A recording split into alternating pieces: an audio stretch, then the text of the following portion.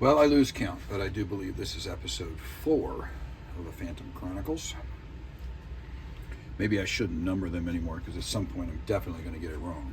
But this particular episode, I want to talk about what I do to make sure small gaps and items are filled as we move through the process.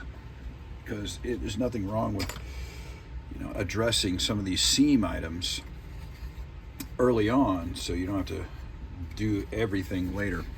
So we have two pieces on the fuselage that needed to be put in place. One of them is a cap, if you will, that went in right here. This is where the Air Force air refueling probe would go. And so the piece that goes in there for the Air Force planes, the C's and the D's, is different than what it is on the Navy. So on the Navy planes, it's just a cap that goes on there. But the air refueling probe on the Navy planes is here next to the back cockpit. And the probe comes out and sits there. And I think we're going to do it in the deployed mode because it just makes it a little bit easier, less gaps and things along those lines. But what I want to show you today is how I address seams. So first of all, what I'll do is get a Posca pen. I use Posca, but you can use even just any kind of marker, but even a Sharpie, for example. But make sure it's a broad one rather than a fine point. And what I'll do is I will draw that seam and then let it sit and let it dry. Now, for the purposes of this demonstration, I've already let part of it dry. And that's this part here. So the next thing I'll do, and why I really like this will reveal very clearly why I like this. Take your sanding stick or whatever you're going to use, and you sand across it. Okay, and what you're doing is you're essentially sanding off, not essentially, you are sanding off the black marker. Okay, you rub it a little bit with your finger, maybe have a little bit of water off to the side here so you can see it. Now, what this does, you can see that clearly reveals where you need to do a little bit more sanding and where you don't. Okay, so, or maybe even a little bit more filler. So right here, this area you see has got a little bit of an area that is still black, and there's a little bit area down here as well. So I'll sand that off just a little bit. Now, I wouldn't be terribly opposed to this right here because this one could look like a panel line that's in there, as well as most of this here. So what I'll do, I'm using on this one, I was using a pretty fine grit, but I'm going to go to a little bit deeper grit, not fully. This is a very coarse. This is kind of in the middle, and I'm going to hit just that corner.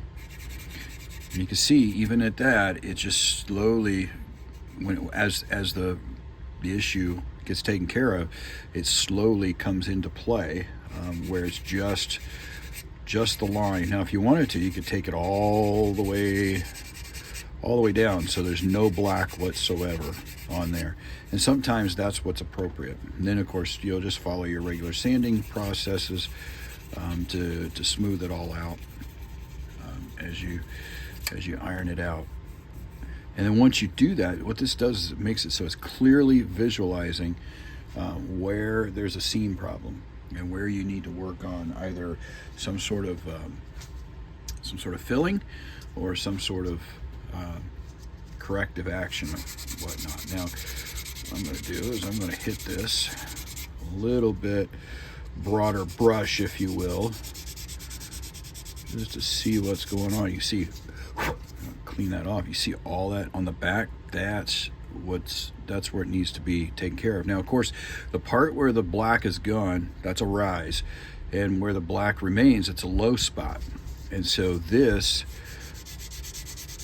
And again, I'm not putting any pressure, hardly any pressure, on this sanding. I'm letting the sanding stick do its job, letting the grit do its job. You see it slowly going away. The other thing you have to be careful of is making sure that you don't accidentally rub too much, because it can cause friction and actually melt the plastic too. So here we go. And clean it off, blow it off from time to time, just to make sure you can see what's going on. Now, I will caution you on this, that there's another step in this process that's a pre-work step. So what I showed you is the last of the effort, where you think you got a good seam and you want to do a seam check. All right, what I really should show you is also what happens if you've got a major rise. See, I've got a problem right here, and I want to address it a little bit. There's other ways other than sanding. It's called scraping. Okay, so if you've got a rise in one area and not another, one of the areas, these tools are available from Sprue Brothers. They are scrapers. And what you could do, as you can see, same process.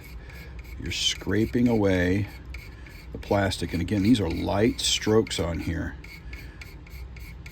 Just really light strokes. Again, until the black is gone.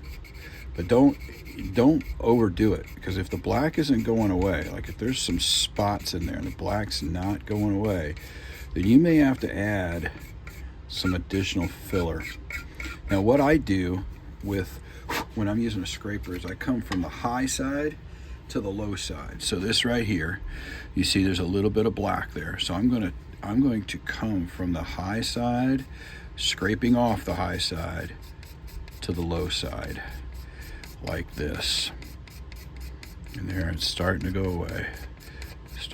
And again, I'm not putting any pressure on this. I'm just letting it float while it does this, so that it can address it. Now, again, you get to a certain point, you don't want to dig gouges in this thing. So if you get to a certain point and it's not working, you're not getting that black gone, or you're not getting it far enough away, then you may want to reapply some filler to it or some other thing. Now, the advantage of the scraper is that you're not getting the coarseness of the sanders digging into the plastic. You're actually getting a pretty smooth ride, if you will, across this plastic, and creating a smooth ride across the plastic. So it's much easier,